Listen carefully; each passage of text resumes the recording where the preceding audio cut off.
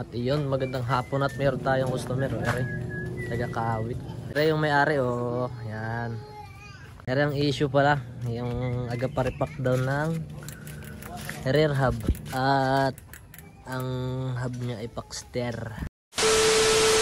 At iyon, what's up sa inyo mga idolo? Magandang araw at nako ay kamusta kayo? Ay syempre, narito na naman tayo sa panibagong video na kung saan may magapasira na naman sa atin na idolo. At ayan si Bossing, taga-Kawit daw si Ya, at yun kasama yung kanyang bogart at magapagawa daw na ring nabili niyang bike. Nako, ay sino ba naman hindi maniwala, nabili lang niya ito ng 3,500 at ito yung kanyang issue. Ipaparipak niya yung kanyang hub kasi ayan na nga mga idolo. Ayan, hindi ko na pinakita dyan pero ang issue niyan ay kalog na. Tapos kailangan grasahan at ayan, tinanggal natin yung bearing. At yun, ganun din yung kanyang pre-hub. At isa pa nga ni dun mga idolo, nako, naubos yung bearing ng pre-hub.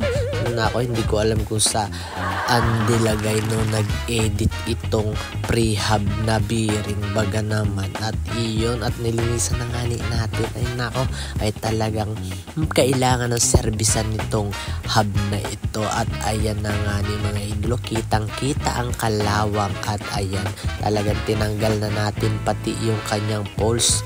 At ayun, nilinis na rin natin yung kanyang bearing mga idolo. At ayan na nga, tinanggal natin yung rubber at yun, sinilip natin ang panama. At ayan na, mukhang goods pa naman yung kanyang mga bearing. Kailangan lang natin i-repack kasi ayun na nga, tuyo na yung mga grasa. Kaya ayan na, repack na yan mga idolo. At kita mo naman yan.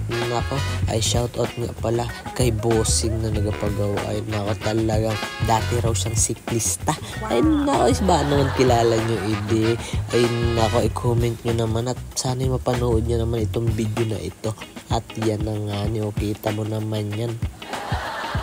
Tingin ninyo ay okay na baga sa halagang 3.5 yan? O kita mo naman, Maxxis na gulong, tapos yung ragusa yung kanyang crank, Paxter na seal bearing yung kanyang hubs. At ayan, 10 speed nga pala yung kanyang sprocket at 9 speed naman yung kanyang shifter.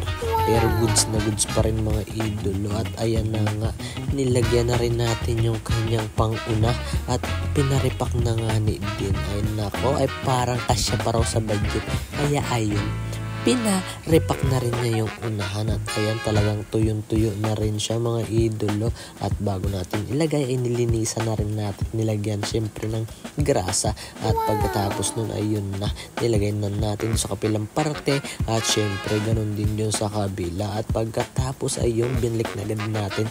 Nako, ay talagang isang mabilisan na gawaan lang. At ayan, nakita mo naman talagang malakas pa yung preno. At eri naman ang ginawa natin paraan dun sa kulang na mga bearing. Nag-sacrifice tayo ng cogs para lang dun sa kanyang mga bulitas. At ayan na nga ni mga idolo. At nako, yan lang ang tanging paraan para magamot siya.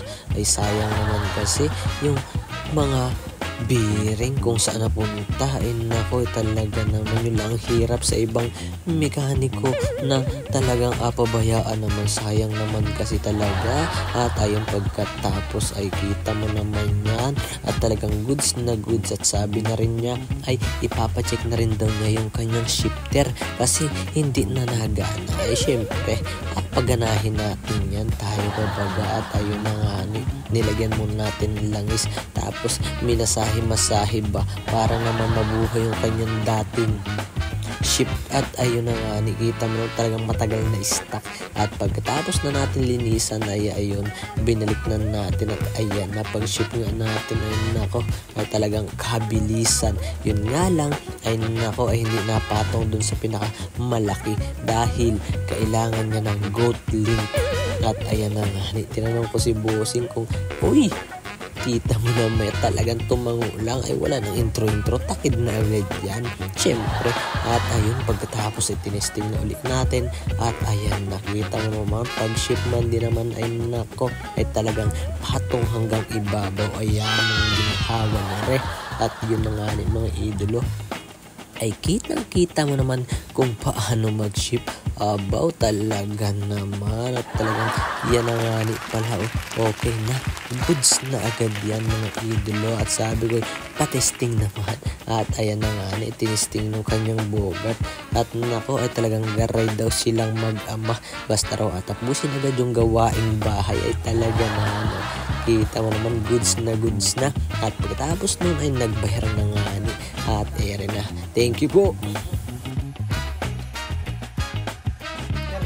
Salamat din po. Opo, ingat po kayo. Opo, salamat po.